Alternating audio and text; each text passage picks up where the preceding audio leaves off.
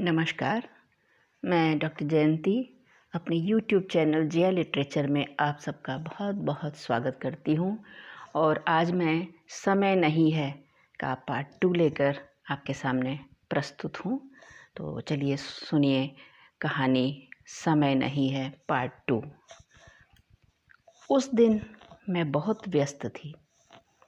चूल्हे पर एक ओर चाय और दूसरी ओर सब्जी चढ़ा रखा था। साथ में आटा गूंथ रही थी।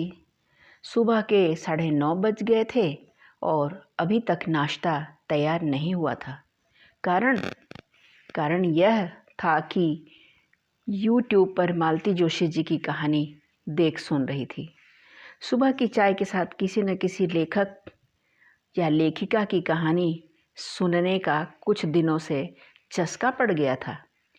उस दिन भी कोई रुचिकर कहानी सुनते हुए जब नाश्ता बनाने में देर होने लगी तो मोबाइल लेकर किचन में ही चली गई और उसे एक कोने में रख कर कहानी सुनती हुई काम करती जा रही थी। परिवार के सदस्यों को भी रोज़ का ही चस्का लगा हुआ था कि सब अपनी जगह बैठे इंतज़ार कर रहे थे कि कब मैं उनका नाश्ता उनके ठिए पर पहुंचाऊंगी। ठिए का मतलब मेरा उनके परमानेंट ठिकाने से है और ठिकाना वही जो उनका सेपरेट और साउंड प्रूफ कमरा है, जिसमें वे कान में ईयरफोन लगा के बाहर से आने वाली ध्वनियों को बड़ी द्वेष के साथ रोक देते हैं। जब बड़ी देर हो गई और पेट में चूहे कुछ ज़्यादा ही ऊधम मचाने लगे तो स्नेहा खुद चलकर किचन में आई।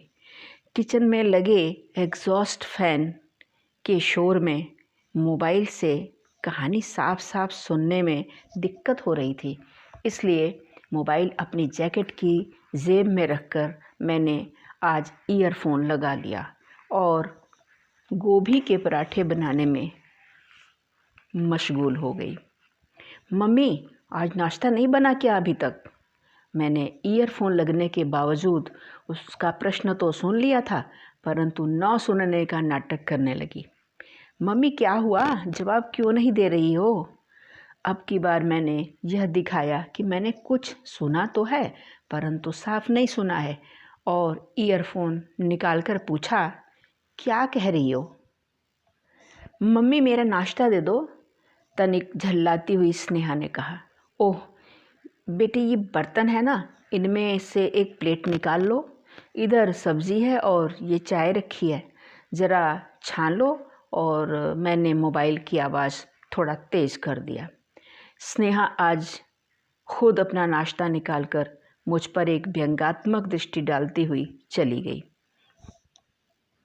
मेरी मालती जोशी की एक प्याली चाय कहानी ख़त्म हो गई थी, सो नाश्ता और चाय लेकर डाइनिंग टेबल पर प्रतीक्षारत अपने पति के पास गई और उन्हें उनका नाश्ता दे दिया। उनकी आंखों में आज इतनी देर क्यों हो गई साफ झलक रहा था, पर उसके उत्तर में मैंने सिर्फ एक स्निग्ध मुस्कान उछाल दी और आज मेरा मन उनसे उलझने का नहीं था कि देर क्यों हो गई, पराठे क्यों बना दिए, लौकी और तोरई में भी आलू क्यों नहीं मिला लिया, आदि आदि।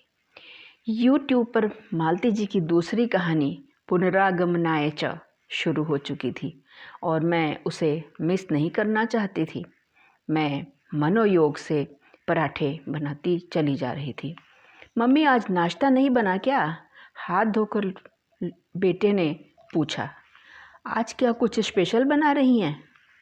अब मैंने ईयरफोन निकाल रखा था, सो एक ही बार में सुन लिया।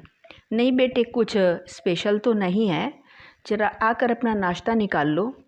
बेटे के चेहरे से साफ झलक रहा है कि रोज़ जल्दी से गरम खा लेना। कहने वाली मम्मी ने आज नाश्ता मेरे ठिए पर क्यों नहीं पहुंचाया, परंतु आज मैं किसी की जिज्ञासा का शमन करने के मूड में नहीं थी। बेटा किचन में आया, अपनी चाय स्वयं छानी और नाश्ता अपने हाथों से परोस लिया। चलो, एक काम तो निपटा, मैंने मन ही मन सोचा। अब मैंने अपनी बेटी अब मैंने अपनी 2 रोटी बनाई और सब्जी और चाय लेकर वहीं डाइनिंग टेबल पर जा बैठी जहां पति अपना व्हाट्सएप देखने में मशगूल थे। मैं अपना ईयरफोन लगाए ही नाश्ता किए जा रही थी। पुनरागमनाय कहानी इतनी इंटरेस्टिंग लग रही थी कि उसे बीच में रोकने का मन नहीं हो रहा था। मुझे अपने में मशगूल होकर नाश्ता करते हुए देखकर पति से रहा नहीं गया। बोले, आज तो बाजार जाना था ना, परंतु तुम्हें देखकर तो नहीं लग रहा है कि तुम जाने के मूड में हो। यद्यपि मैंने उनकी बात सुन ली थी, फिर भी क्या कह रहे थे का प्रश्न आंखों से ही उछाल दिया। वो तनिक जोर से बोले, अरे बाजार जाना हो तो जल्दी तैयार हो जाओ, ऐसे धीरे धीरे खा रही हो जैसे। आगे का वाक्य उन्होंने अधूरा ही छोड़ दिया। मसलन, यहाँ जो भरना है खुद भर लो। तो मैंने इस छूट का फ़ायदा उठाया, जैसे आप रोज़ खाते हैं। वो मन ही मन खिसिया के रह गए। ओह, मेरे बिना कुछ किए ही सब ठीक हो गया है, तो ये मुझे फॉर ग्रांटेड लेते थे। अब तक बिन मांगी सेवा प्रदान करती आ रही थी, ऊपर से इन सब के नखरे सह रही थी, परंतु अब और नहीं। मेरे पास भी काम है, मैं भी मनोरंजन करना चाहती हूँ। मैं भी चाहती हूँ कि कोई मेरा भी मनुहार करे कि आप भी गर्मा गर्म खाना खा लो, और मैं कहूँ कि नहीं, अभी मेरा मन नहीं, मेरा खाना ढक के रख दो। मेरा भी मन होता है सुबह उठकर अखबार पढूं, टीवी पर न्यूज़ देखूं, देश विदेश की चर्चा करूं। मेरी भी हफ्ते या महीने में ही सही 1 या 2 दिन की छुट्टी हो, जिसमें घर के काम से छुट्टी लेकर सिर्फ अपना ध्यान रखूं, अपनी रुचि का काम करूं। संगीत में रुचि थी, वह छूट गई। लेखन में रुचि थी, उसके लिए समय नहीं मिलता। सिलाई बुनाई में भी रुचि थी, परंतु मेरी सुई सिलाई कहाँ पड़ी है याद नहीं। मेरा सारा समय घर के सदस्यों और अतिथि आगंतुकों के लिए है। खुद के ऊपर ध्यान देने का समय नहीं है, परंतु अब बहुत हो गया। अपने लिए समय निकालना ही पड़ेगा। मुझे अपने ऊपर इसी जन्म में समय लगाना ही पड़ेगा।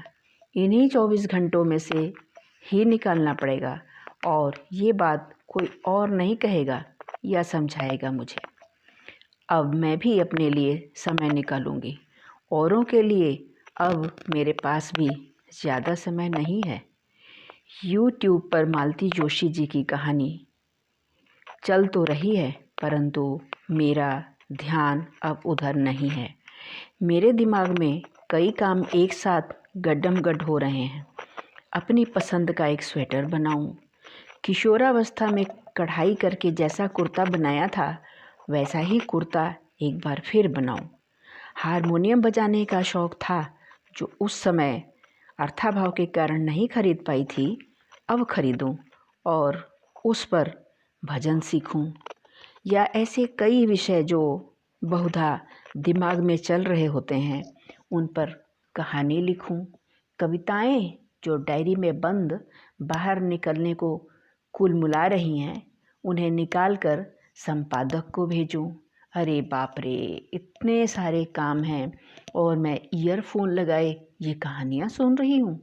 मैंने झट से ईयरफोन निकाल दिया और अपनी नाश्ते की खाली प्लेट लेकर उठ खड़ी हो गई। ओह, अब मेरे पास भी समय नहीं है, मन ही मन सोचा, और एक सुकून भरी स्मित रेखा मेरे चेहरे पर उभरती चली गई।